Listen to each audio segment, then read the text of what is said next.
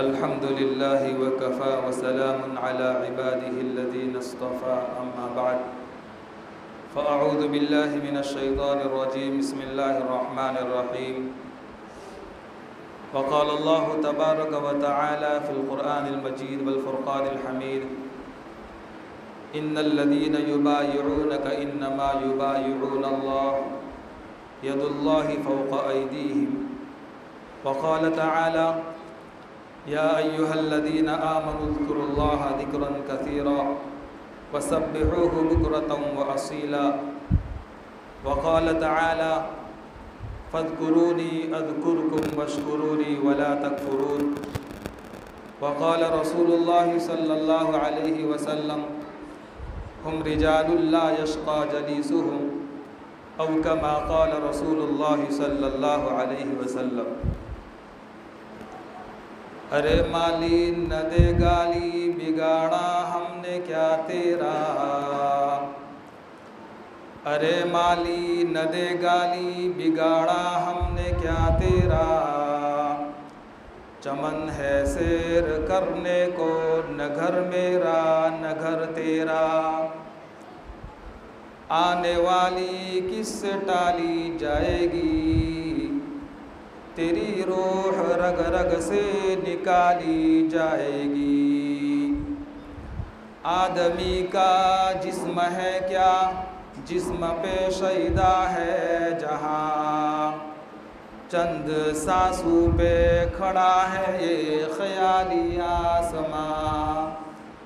موت کی پرزور آندھی جب آ کے ٹکرائے گی، موت کی پرزور آندھی جب آ کے ٹکرائے گی، ساری عمارت ٹوٹ کر خاک میں مل جائے گی۔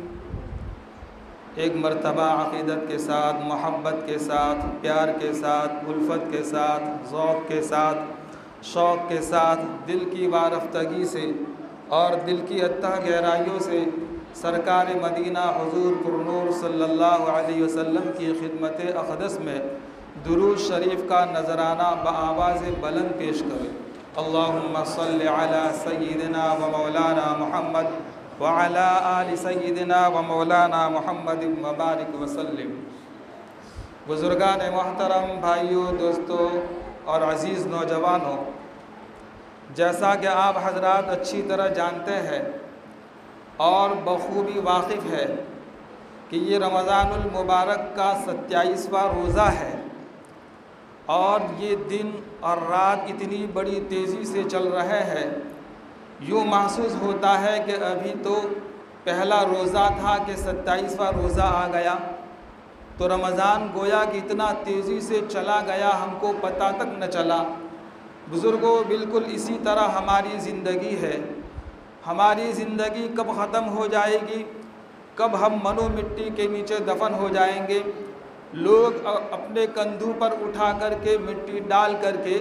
ہاتھ جاڑ کر کے واپس آ جائیں گے،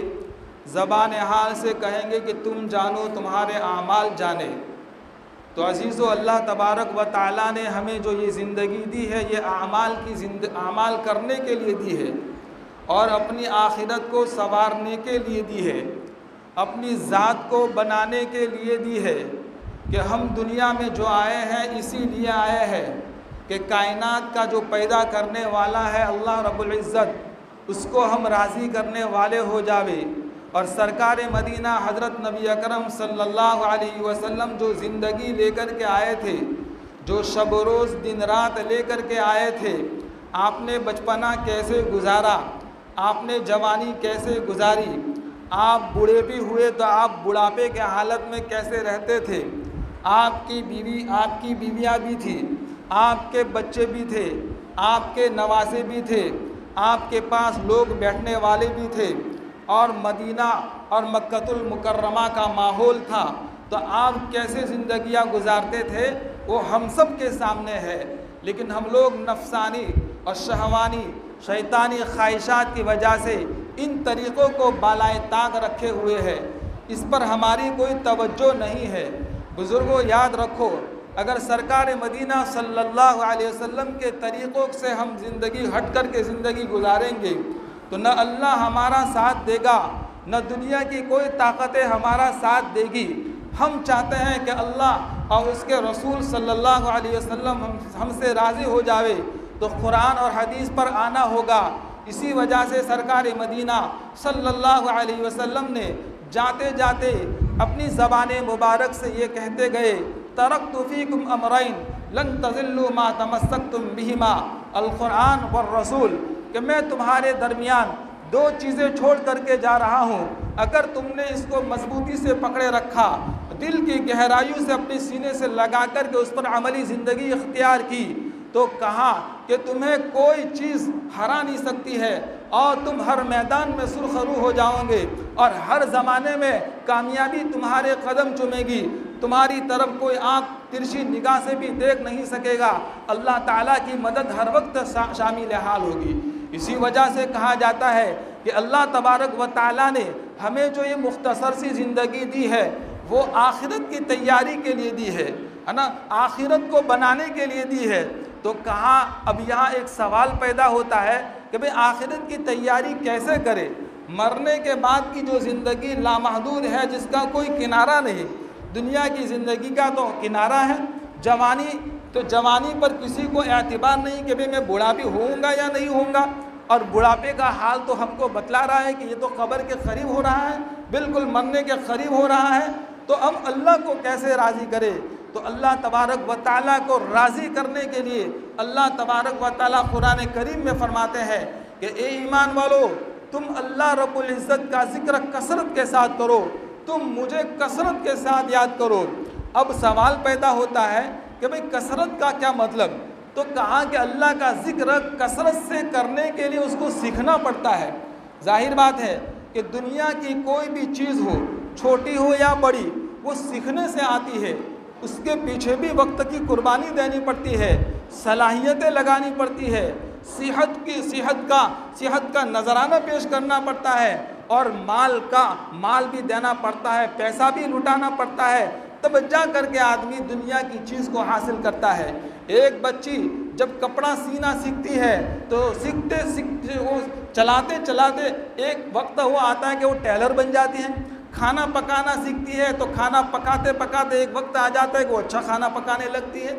تو ہر چیز کے پیچھے محنت ہے۔ بالکل اسی طرح بزرگوں، اللہ کی ذات کو اور اللہ کے نور کو، اللہ کی محبت کو دل میں بسانے کے لیے اللہ تعالیٰ اپنے کلام پاک میں فرماتے ہیں کہ تم میرا کثرت کے ساتھ ذکر کرو، ہر وقت یاد کرو، صبح و شام یاد کرو، جوانی بڑھاپا ہر زمانے میں تم مجھ کو یاد کرو، تبھی جا کر کے میری محبت تم کو ملے گی، میرا تعلق ملے گا، تمہاری قبر بھی اچھی ہوگی، تمہاری برزخ کی زندگی بھی اچھی ہوگی، اور آخرت کی جو لامحدود زندگی ہے اللہ تعالیٰ کامیاب کر کے جنت کے حوالے کر دے گا۔ اسی وجہ سے کہا کہ اس کو سیکھنا پڑتا ہے، بغیر سیکھے جب کوئی چیز حاصل نہیں ہوتی تو اللہ کے ذکر کو بھی بزرگوں سیکھنا پڑتا ہے۔ اسی وجہ سے کہا جاتا ہے کہ دنیا کے اندر دو طرح کے ڈاکٹر ہیں، ایک جسمانی ڈاکٹر ہے اور دوسرے روحانی ڈاکٹر ہے۔ ہمارا جسم اگر بیمار ہو جاوے، اگر ہمیں بخار ہو جاوے تو ہم جسمانی ڈاکٹر کے پاس جاتے ہیں، اس طبیب کے پاس جاتے ہیں اور اس کا علاج کرتے ہیں۔ خود ساختہ ہم علاج نہیں کرتے کہ لاؤ ذرا میڈیکل سے بغیر تحقیق کے، بغیر ڈاکٹر سے مشورہ لیے گولی نہیں لیتے، اگر لیں گے تو ریئیکشن ہو سکتا ہے۔ بظاہر بات ہے کہ تمہیں اس کا اندازہ نہیں ہے، تم نے یہ کورس کیا نہیں ہے، تم نے اس کے پیچھے محنت کی نہیں ہے۔ تو بزرگوں، جس طریقے سے ہمارا جسم بیمار ہوتا ہے تو اس کو صحت یاب کرنے کے لیے جسمانی ڈاکٹر ہوتے ہیں، بالکل اسی طرح ہماری روح بھی بیمار ہوتی ہے۔ ہمارے اندر حسد پایا جاتا ہے، بغض پایا جاتا ہے، کینہ پایا جاتا ہے، اور غضب، غصہ پایا جاتا ہے، تکبر ہوتا ہے، مال کی محبت ہوتی ہے، نفسانی، شہوانی، شیطانی خواہشات ہوتی ہے۔ تو ان روحانی بیماریوں کا بھی ایک ڈاکٹر ہوتا ہے، اس کو ہم شیخ کامل کہتے ہیں، اس کو ہم ولی کامل کہتے ہیں، اس کو ہم بزرگان دین کہتے ہیں۔ یہ اللہ کے رسول صلی اللہ علیہ وسلم کے نائب ہوا کرتے ہیں۔ اللہ کے رسول صلی اللہ علیہ وسلم کے زمانے میں بھی بیعت کا سلسلہ تھا۔ لوگ آ کر کے اللہ کے رسول صلی اللہ علیہ وسلم کے پاس آ کر کے بیعت ہوتے تھے۔ اسی وجہ سے قرآن اور حدیث کی روشنی میں علماء کرام لکھتے ہیں کہ 4 طرح کی بیعتیں اللہ کے رسول صلی اللہ علیہ وسلم سے ثابت ہے۔ پہلی بیعت تو کہا کہ بھی بیعت اسلام، کہ جو بھی اسلام پر مطلب کہ داخل ہونا چاہتا تو اللہ کے رسول صلی اللہ علیہ وسلم کے قدموں میں آ جاتا، آپ اس کو کلمہ پڑھاتے اور وہ اسلام میں داخل ہو جاتا۔ تو ایک طرح کی بیعت یہ ہوئی بیعت اسلام۔ اور دوسری طرح کی بیعت ہے کہ بھئی بیعت جہاد، جو بھی جہاد کا ارادہ کرتا، جہاد میں جانے کے لیے آپ کے پاس آتا، آپ اس سے بیعت کرتے، کہا کہ تم پیٹ نہیں دکھاؤ گے، تم بزدل بن کر کے تم واپس نہیں جاؤ گے، تم ہمارا ساتھ دو گے۔ اور تیسری بیعت خلافت ہے کہ اللہ کے رسول صلی اللہ علیہ وسلم کے دنیا سے جانے کے بعد اور جانے سے پہلے آپ نے خلافت کی باگڈور حضرت ابوبکر صدیق رضی اللہ تعالیٰ عنہ کے حوالے کی۔ اس کے بعد حضرت ابوبکر صدیق نے حضرت عمر بن خطاب رضی اللہ تعالیٰ عنہ کے حوالے کی۔ اس کے بعد انہوں نے حضرت عثمان غنی رضی اللہ تعالیٰ عنہ، اس کے بعد حضرت علی مرتضیٰ رضی اللہ تعالیٰ عنہ کے حوالے کی۔ اور چوتھی قسم کی بیعت ہے کہ بھئی بیعت توبہ، کہ دیکھیے ایک ہے توبہ، بیعت کے معنی کا توبہ یعنی اقرار کرنا، کیا کرنا بھئی؟ ایک وعدہ کرنا، ایک عہد کرنا۔ ہم توبہ تو اپنے گھر کے کسی کونے میں بھی کر سکتے ہیں، لیکن اس توبہ کا بزرگوں کوئی اعتبار نہیں ہے۔ تو کہا کہ اس کے لیے کیا ہوگا؟ کہا کہ کسی بزرگ کے حوالے ہونا پڑے گا، ہم اپنے آپ کو ان کے تابع کریں گے، پھر وہ بیعت کے کلمات پڑھاتے ہیں، توبہ کے کلمات پڑھاتے ہیں، ساتھ ساتھ ہم بولتے جائیں گے گویا کہ ہم نے اقرار کر لیا۔ تو یہ اسٹیمپ پیپر کے مانند ہے، کسی بزرگ سے بیعت ہونا، یہ توبہ ایسا گویا کہ اسٹیمپ پیپر ہے، یہ پیپر آگے چلتا ہے، بغیر اسٹیمپ کے وہ پیپر آگے چلتا نہیں ہے۔ اسی لیے بزرگوں،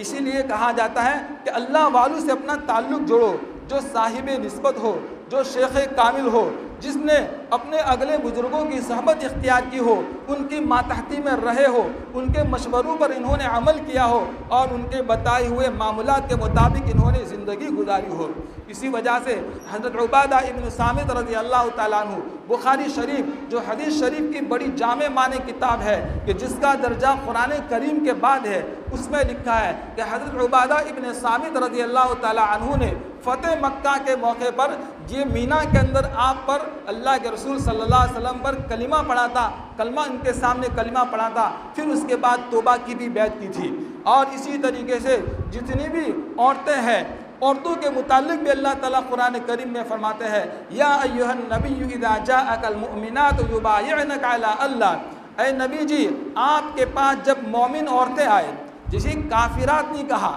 مشرکات نہیں کہا، منافقات نہیں کہا، بلکہ کیا کہا بھائی؟ مومنات کہا۔ تو مومن عورتوں کو بھی چاہیے کہ اپنے بزرگوں سے بیعت ہوئے۔ اب بزرگوں سے ہمارے الحمدللہ یہ طریقہ ہے کہ جو بزرگان دین ہوتے ہیں وہ فیس ٹو فیس عورتوں سے بیعت نہیں لیتے، بلکہ ایک کمرے میں ہوتے ہیں، ایک لمبی چادر پکڑا دیتے ہیں اور یہ چادر کا کنارہ یہ پکڑتے ہیں اور دوسرا کنارہ عورتیں پکڑتی ہیں، اور پھر یہ کلمات توبہ کے بلواتے ہیں، عورتیں بولتی ہے گویا کہ جیسے کہ رات کو ہم نے اس مسجد میں دیکھا کہ الحمدللہ 25 ساتھی وہ تھے کہ جنہوں نے ہمارے حضرت کے ہاتھ پر بیعت کی توبہ کر لی، توبہ بیعت کر لیا۔ تو الحمدللہ گویا کہ انہوں نے روحانی غسل کر لیا، کہ جیسے جسمانی غسل کرتے ہیں پانی کے ذریعے ہم اپنے آپ کو پاک کرتے ہیں، تو گویا کہ کسی بزرگ کے ہاتھ پر توبہ کے کلمات پڑھ کر کے روحانی جسم گویا روحانی غسل کر لیا۔ اب وہ ساتھی بھی ارادہ کرے انشاءاللہ ہم ان کے مشوروں کے مطابق چلیں گے، جس کو کہتے ہیں رابطہ۔ بغیر رابطے کے آدمی منزل کو پہنچتا نہیں ہے، بلکہ اس کی کٹھنائیاں جھیلنی پڑتی ہے، برداشت کرنی پڑتی ہے۔ آپ سمجھتے ہیں کہ بیعت ہو جائیں گے گویا کہ ہم جکڑ جائیں گے، ہر معمول کرنا ہوگا، نہیں ایسا نہیں ہے۔ ایک مطلب کہ ان کی دعائیں ہوتی ہے، ان کے نالے ہوتے ہیں، ان کا رونا ہوتا ہے، یہ اللہ تعالیٰ کو منائے ہوئے ہوتے ہیں، کہتے ہیں کہ اللہ میرے ساتھ ان لوگوں نے بیعت کی تو ان کی زندگیاں بدل دے۔ ایک واقعہ ہے کہ حضرت قاری طیب صاحب رحمۃ اللہ علیہ لکھتے ہیں کہ ایک عورت تھی جو کسی بزرگ سے بیعت ہوئی۔ دیکھو بیعت کرنا یہ سنت عمل ہے، لیکن اپنی اصلاح کرنا یہ تو واجب ہے، اپنی اصلاح کرنا یہ فرض ہے، ضروری ہے۔ بغیر اصلاح کی آدمی کبھی بھی بولو صحیح معنوں میں انسان بن سکتا نہیں ہے۔ یہ دور فتنوں کا دور ہے، پریشانیوں کا ماحول ہے، بیماریوں نے چاروں طرف سے ہم کو گھیرے رکھا ہے، ہر قسم کے ڈاکو چاروں طرف نظر آ رہے ہیں۔ تو کہا کہ ہم نے اپنے آپ کو انسان نہیں بنایا، اگر انسان بنائیں گے تو اللہ بھی راضی اور رسول اللہ صلی اللہ علیہ وسلم بھی راضی ہو جائیں گے۔ تو ایک عورت تھی جو بیعت ہوئی، اس کے بعد حضرت سے کوئی رابطہ رہا نہیں، کوئی تعلق رہا نہیں۔ تو کہتے ہیں کہ اس کا فائدہ 40 سال کے بعد یہ ہوا کہ اس عورت کا آخری وقت تھا اور وہ کوشش کر رہی تھی کہ میں اپنی زبان سے کلمہ پڑھ لوں۔ اللہ کے رسول صلی اللہ علیہ وسلم ارشاد فرماتے ہیں من کان آخر کلامہ لا الہ الا اللہ دخل الجنہ، جس کا آخری بول لا الہ الا اللہ ہوگا، جس کا آخری کلمہ لا الہ الا اللہ ہوگا، وہ کہاں جائے گا بھائی؟ جنت میں جائے گا۔ اسی وجہ سے کہا جاتا ہے کہ مرنے والے کے پاس بیٹھ کر کے کلمہ کی تلقین کرے، کلمہ پڑھے، حکم نہ دے، یاسین شریف پڑھے، تاکہ اس کی برکت سے بڑی آسانی سے اس کی روح بولو اعلیٰ علین میں چلی جاوے، اللہ کے دربار میں چلی جاوے، پھر وہ آدمی جنت کا مستحق بن جاوے۔ تو کہتے ہیں کہ وہ عورت آخری وقت میں کوشش کر رہی تھی کہ زبان سے کلمہ نہیں نکلا، خوب کوشش کر رہی تھی لا الہ الا اللہ پڑھو۔ دیکھیے اندازہ لگائیے، لا الہ الا اللہ، ہونٹوں سے اس کا کوئی تعلق ہے بھائی؟ ہونٹوں سے کوئی تعلق ہے؟ تو کہا کہ موت کے وقت ہونٹوں کی طاقت بھی ختم ہو جاتی ہے، یاد رکھو، موت کے وقت ہونٹوں کی طاقت بھی اللہ تعالیٰ چھین لیتے ہیں، تو زبان کی طاقت رہتی۔ اسی وجہ سے بزرگان دین کے خوب کلمے کا ورد کرو، خوب کلمے کی کثرت کرو، لا الہ الا اللہ لا الہ الا اللہ۔ تو کہا کہ موت کے وقت یہی کلمہ ہمارے ساتھ ہوگا۔ تو اس نے زور سے کلمہ پڑھا اور کلمہ پڑھ کر کے ذرا ہوش میں آئی۔ ساتھ میں جو عورتیں بیٹھی تھی کہا اماں تم کلمہ پڑھنے کی کوشش کر رہی تھی، نہیں پڑھا جا رہا تھا، آخر تم نے بڑی طاقت سے کیسے کلمہ پڑھ لیا؟ کہا کہ جس بزرگ سے میں بیعت ہوئی تھی 40 سال پہلے، وہ بزرگ میرے سامنے آئے۔ جیسے کہ تفسیر میں حضرت یعقوب علیہ السلام کے سامنے آئے تھے، حضرت یوسف علیہ السلام کے سامنے ان کے والد محترم آئے تھے اور منہ میں دانتوں میں انگلی تھی، یہ اشارہ تھا کہ یہ کام مت کرنا۔ جو حضرات تفسیر میں بیٹھتے ہیں ماشاءاللہ ان کو پتہ ہے، اور جو نہیں آتے وہ بھی ارادہ کرے کہ بھئی 4 دن 3 دن باقی ہماری تفسیر کا سلسلہ عشاء کے بعد چلتا رہے گا۔ الحمدللہ علم ترا بھی شروع ہو چکی ہے، تراویح قرآن ہر جگہ مکمل ہو چکا ہے، آئیں گے تو انشاءاللہ آپ کو بہت فائدہ ہوگا، قرآن کا نور ملے گا، دنیا اور آخرت بنے گی۔ تو اس عورت نے کہا کہ میرے جو بزرگ تھے جن سے میں نے توبہ کے کلمات پڑھے تھے، جن سے میں بیعت ہوئی تھی، انہوں نے کہا اماں پڑھ لا الہ الا اللہ، تو میں نے ساتھ پڑھا۔ میں نے کیا پڑھا بھائی؟ ساتھ پڑھا، اور روح کیا ہو گئی؟ بولو پرواز کر گئی، گویا کہ اللہ کو پیاری ہو گئی۔ اس لیے بزرگوں ہمارا انشاءاللہ جمعہ کے بعد بھی مجلس لگے گی، اور اس مجلس کا الحمدللہ درود شریف پڑھا جاتا ہے، اور درود شریف کے بعد ذکر کی ایک تسبیح پڑھی جاتی ہے، پھر اس کے بعد دعا نستغفر اللہ 70 مرتبہ پڑھا جاتا ہے۔ جتنا آدمی استغفار کی کثرت کرتا ہے اللہ تعالیٰ اس کی روزی میں، اس کے مال میں، جان میں، ہر طرح میں برکت عطا فرماتے ہیں۔ قرآن کریم کی آیات بھی ہے، موقع نہیں ہے کہ میں آپ کو بات کرتا، تو خیر یاد رکھے کہ انشاءاللہ وہ مجلس لگے گی، سارے شریک رہے۔ پھر اس کے بعد کہا کہ بھئی توبہ کے کلمات پڑھائے جائیں گے۔ کچھ ساتھی ہیں وہ بھی ماشاءاللہ بیعت ہونا چاہتے ہیں، اور کچھ مستورات بھی الحمدللہ تیار ہوئی ہے، ان کو بھی کمرے میں الگ گھر میں جہاں 2 کمرے ہوں گے، ایک کمرے میں حضرت تشریف رکھیں گے اور دوسرے کمرے میں تمام مستورات ہوگی۔ محلے کی جس کو بھی ہونا ہے وہ کانٹریکٹ کرے محبوب بھائی سے، اور وہاں ساری عورتیں پہنچ جاوے، اور مشورے کے بعد انشاءاللہ اطلاع دی جائے گی تو عورتیں بھی بیعت ہو جائے۔ دیکھو عورتیں جب بیعت ہوتی ہے تو خود بخود ان کے دل سے اور ان کے جی سے اعمال کا کرنا آسان ہو جاتا ہے، اور ہر طرح کی بکواس سے وہ بچ جاتی ہے، اور تمام کام ان کے آسان ہو جاتے ہیں۔ یہ عورتیں ہمارا کتنا ساتھ دیتی ہے کہ بھئی ہمارے گھر کی دھوبن بھی ہے، ہمارے گھر کی بھٹیارن بھی ہے، اور ہمارے گھر کی چوکیدار بھی ہے، اور ہمارے بچوں کی بہترین تربیت بھی کرتی ہے۔ ہر طرح سے جب ہمارا یہ ساتھ دیتی ہے تو کیا دین کے اعتبار سے ہم ان کا ساتھ نہیں دیں گے؟ ضرور ساتھ دیں گے، تاکہ ہمارے ساتھ ساتھ ان کی بھی آخرت بنے، ان کی بھی قبر کی زندگی بنے۔ اس لیے وہ ارادہ کرتے ہیں کہ انشاءاللہ مجلس کے بعد بیٹھیں گے اور شریک رہیں گے، لا الہ الا اللہ کی کثرت کریں گے، تو اللہ تبارک و تعالی ہمارے لیے ہر طرح کی نعمتیں اور برکتوں سے ہمیں مالا مال فرمائے گا۔ اللہ تبارک و تعالی ان چند باتوں پر ہم سب کو عمل